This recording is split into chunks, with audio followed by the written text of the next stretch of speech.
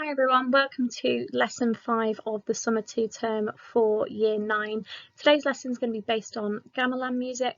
You are going to need for today's lesson your booklet. You're also going to need a pen, and I'm going to ask you to put all the distractions away. So phones away, really focus. You might also notice that I'm recording this from the music room. How exciting! By the end of today's lesson, what I'd like us to be able to do is listen and analyse a new genre of music, be able to understand key features of gamelan, and also to be able to compose your own gamelan rhythms.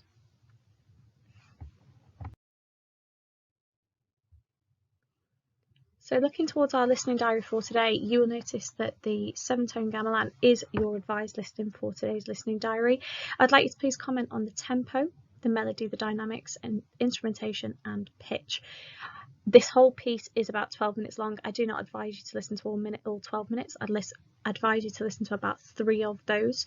I'd like you to now start to think about writing in full sentences. The work that's been sent back, pupils have been doing absolutely outstanding work with identifying the key features and using Italian terms.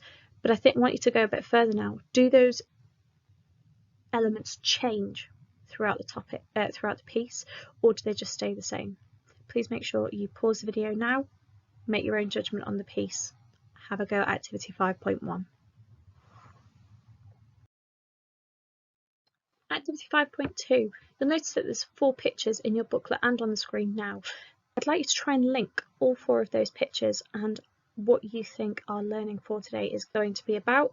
Could you also pause the video now and write down your answers? That's right, we are moving on to gamelan, and gamelan is a wonderful style of music. It comes from the Republic of Indonesia, which is a large country. It's made up of about 13,000 islands, stretching over about 5,000 kilometres, which is about the same distance as London to New York. It's the style of music gamelan is highly associated with the islands of Bali and Java. And Bali is obviously a province in Indonesia, which means it's just a country away from the capital city. It falls about 8 degrees south of the equator and has 3 main volcanoes: Mount Batur at 1,717 metres, Mount Agung at 3,142 metres, and Mount Batukaru at 2,000 metres. Apologies. Around 3.2 million people live in Bali, and around 90% of people earn their living and their wages from farming and fishing. Tourism has made a massive impact on Bali, and it's become one of the most desirable locations to go, probably before COVID. Because of that, in March 2017, TripAdvisor named Bali as the world's top destination in its Traveller's Choice Award. That is quite a big thing.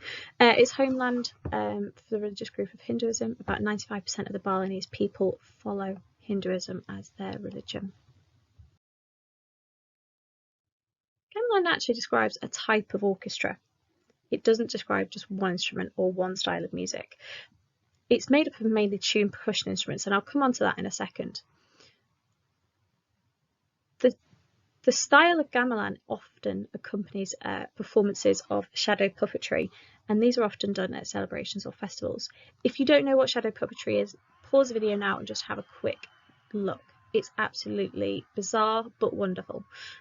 The word gamelan actually comes from the word gamel, which means to hammer, and most of this style of music is passed on through oral tradition, very similar to a lot of vocal traditions in, say, South African music, where somebody says something and passes it on. In this sense, somebody plays something and then the group pass it on. Players are meant to be learning and mastering techniques rather than memorizing music, and it's not actually notated for anybody else apart from the person leading the group. There's an emphasis of community over individual values, and it's very at the heart of what they do within their community. The only person who has the music, as I said, is the person who's playing the drums. So moving on to instrumentation in gamelan, I was a bit mean by putting that as the do now, because it's a very strange sound world. It's very different to anything that I think you will have heard before. Gamelan is actually the name of a group of instruments, not a single instrument. It's made up of mainly gongs, metallophones, xylophones, and drums. Occasionally a bamboo flute, string instruments and voices will be added. However, that is not compulsory in every performance. Below you can see a full gamelan. I thought it'd be interesting to see if you could match up the definitions of these with the pictures. So I would like you to pause your video now and go through and see whether you can.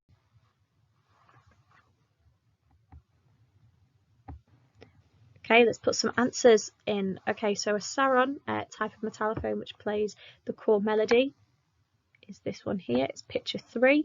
The kembal and the gongs, picture 5. The benang, which is a row of small gongs on ropes, is picture 1. A kendang, it sits at the centre of the gamelan. The drummer guides the rhythm. It's picture 2. And the rebab is a 2-string fiddle, which is played with a bow. I would advise you at this point to pause the video again and go and look at gamelan on Focus on Sound through the dictionary, and you can hear how all of these sound. So if we're looking at the tonality in gamelan, there's a couple of different things, and it's a very different sound world to many of the other styles that you've heard before. It mainly uses 2 scales, the slendro, which is a 5-note scale, so it is a pentatonic scale, and it is used mainly in this style of music, and it is the main source really of scales used. There's also a pelog, which is a 7-note scale, but since many gamelan instruments only have 5 notes or 5 pitches, it's normally only 5 of them are used.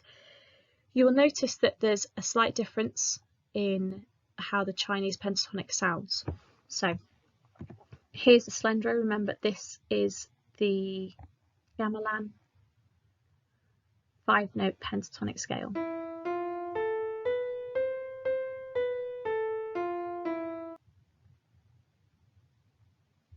Here's the pelog, which is the 7-note scale. This is ascending and descending, so going up and going down.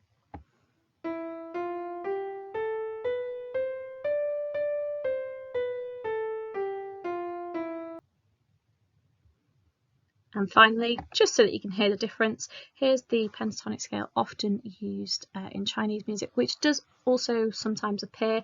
You'll just notice that there's a slight difference in where the leaps in the melody are and leaps in the notes.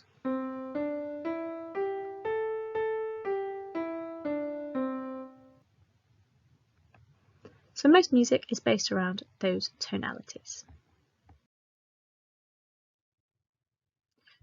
Just a few other things for you to know before you move on and create your mind map. The structure is mainly made up of interlocking layers, and each layer is often played by a different instrument. The layers are usually based on a core melody line called a bulungan, and that means that ultimately there's a lot of things going on, and you have to make sure that you are always following the conductor. They can change the structure at any point. The texture is heterophonic, means lots of things going on at once. The gong player often plays a repeated pattern of notes in an 8-beat cycle, and just a couple of characteristics there for you. What I would like you to do is pause the video now, maybe rewatch a couple of bits around the instrumentation and the tonality if it helps, and I'd like you to create a mind map on what you have learned about gamelan in today. Pause the video now and write down your answer to activity 5.3. Now you've understood a little bit more about gamelan as a genre, I thought it'd be really interesting for you to now listen to another piece. So I'd like you to listen to Jacques Masal, played by the gong kebia, and I'd like to see if you can identify the different instruments from the work earlier on. Make sure that you are really pushing yourself at this point. Don't feel that you have to just sit there and say, I hear them all. Try and actually listen out for each of the separate things. They may not all be in there. final activity for today's lesson is I'd like to compose 3 gamelan rhythms. Each of them should be around 4 bars long, and I'd like to use the scales, so the slendro, the pelog, and potentially the pentatonic scale that you heard earlier on. What I'd like you to do though is write them down either into your booklet or to use MusicSchool to notate them. That is a free resource. Do remember, it's easy to download. It's how I have been notating during lockdown. Play them on your instrument, be creative. Don't sit and think that you have to just write it down. I'd like to actually hear how they sound as well. End the video now and use the rest of the lesson time on activity 5.5 and activity 5.6. Please remember to submit your work via a picture on Show My Homework to Miss Ogden. Keep yourselves well and subscribe so that you can see the next video. Thanks everyone.